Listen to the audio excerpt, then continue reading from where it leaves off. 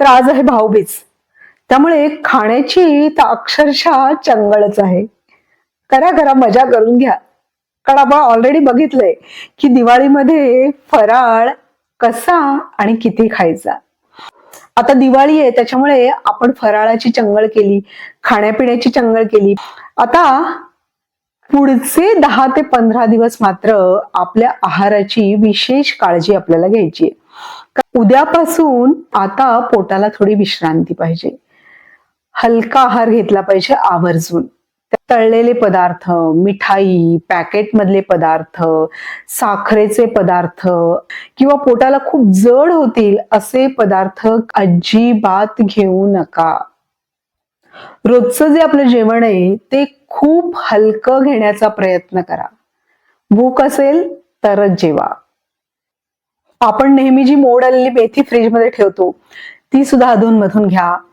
पाणी भरपूर प्या, अगदी अलार्म लावून प्या.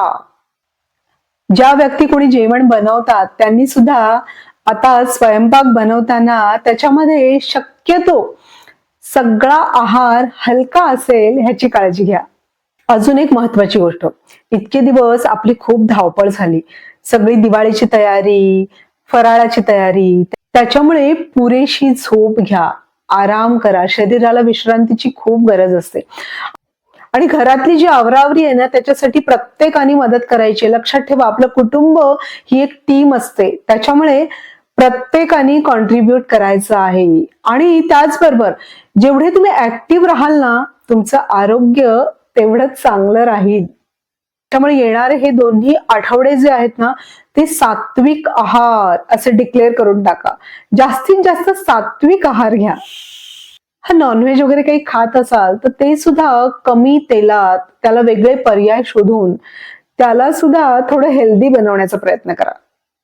कारण इतके दिवस आपण खूप जड पदार्थ खाल्ले, तेल, तूप, साखर, मैदा, तळलेले पदार्थ, मिठाई. त्याच्यामुळे आता पोटाला खऱ्या अर्थाने आरामाची गरज आहे.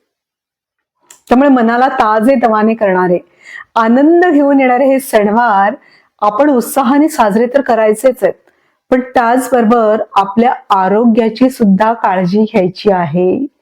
त्यामुळे सणवारामध्ये 80% शिस्त आणि 20% इकडे तिकडे हे चालेल, पण एकदा आपलं रुटीन सुरू झाल्यावर मात्र 100% शिस्त आवश्यक आहे. तरच आपलं मन आणि आरोग्य ह्या दोन्ही गोष्टीची आपण उत्तम काळजी घेऊ शकतो आणि आपलं आयुष्य अधिकाधिक समृद्ध, आनंदी होतं.